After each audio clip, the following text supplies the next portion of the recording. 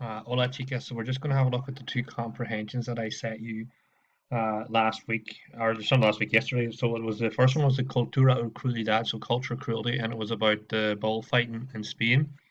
First question got here is when exactly did Victor Barrio die? So you're looking here for two things. You have to say that La Tarde, the evening, and it was the 8th of July, 2016. So you had to put the evening in as well. I forgot to write it down here, but you had to put in the evening as well, okay?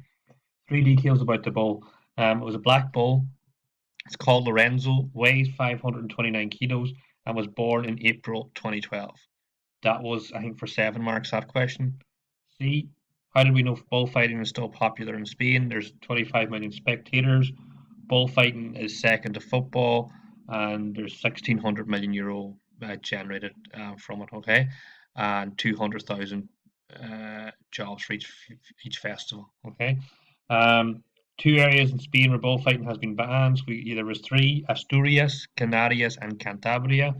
And what does Pilar Fernandez say about bullfighting? So he says it's bad side of it. Shows negative values of the society, serious impact on the psychological development of children. So that was five. I'm just going to show you the marking scheme for that now. So this was there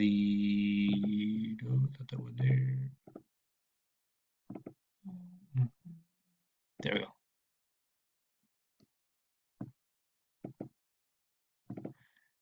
So there is the marking scheme, okay? So that was the marking scheme there. So it was 5 marks, 7, 3 marks for the third one, 5 for the second, the 3 and a 2, and another 5 mark, okay? This bit then we've got here is the second comprehension, Un Festival para Europa. So this was worth 40 marks, okay? And that generally is normally 40 marks for the last one, okay? So the first one you're looking for, two off, it was shown in 1959, oldest TV program in the world. It has grown a lot since it began, or 43 countries participate in it. B, it's changed from a jury voting method to a public televoting method. That was okay.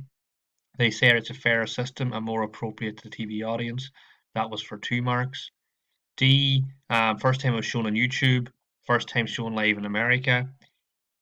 E was 5. So that question there is how often has the United Kingdom won the competition? So you're looking for quinto, the fifth time, 5 times. Yeah, he has not won it in 47 years. That was to do with about Spain's record in the Eurovision.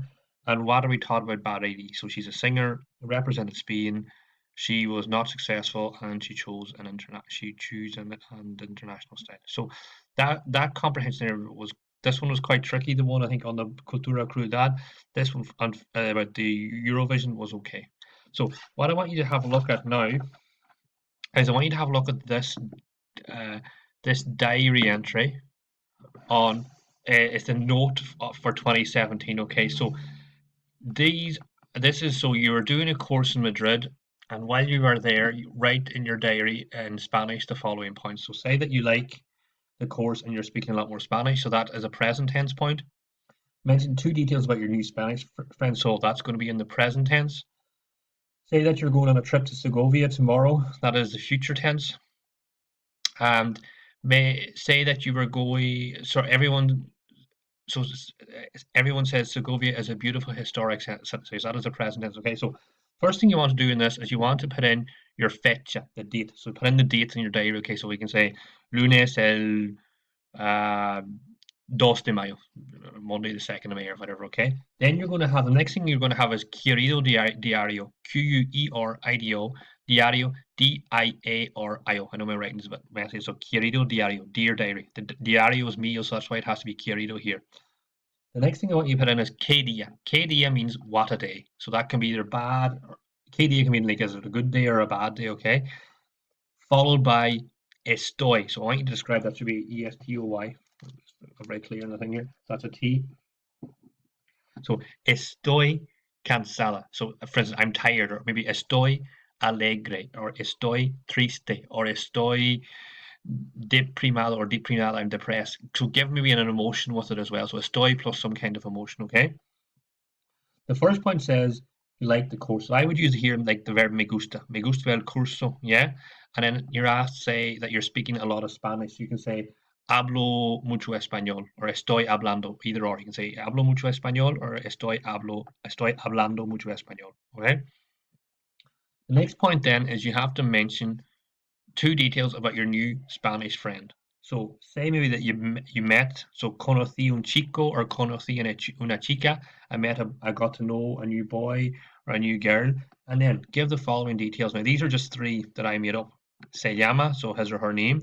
Es, describing maybe as inteligente, es guapo or guapa, es alto or uh, es gracioso or graciosa, funny, okay? You can chat about le gusta, what does he or she like? Le gusta salir, le gusta ir al cine. So just give three details. And this is kind of linked into the same details you would use to talk about your best friend. Okay. So that's what you're going to put in there. Details about your best friend, like, and just fill them in just to say that you made a new Spanish friend. Okay. Point three then is chatting about you're going to visit. Oh yeah. So I would use this going to future here. Voy a visitar or voy a ir a Segovia tomorrow, mañana. So voy a visitar Segovia. Voy a comprar. Say you're maybe going to buy a few souvenirs or something like that there, okay? The last point then says that everybody says Segovia is a beautiful city. Now, for everyone, I would use todo el mundo. You can say todo el mundo dice que, and then Segovia es una ciudad. That should get you started. Segovia is una, and ciudad, ciudad. Yeah. So just say it's fill in, look up historic and beautiful. Okay. The last thing I want you to do then is I want you to do your ending.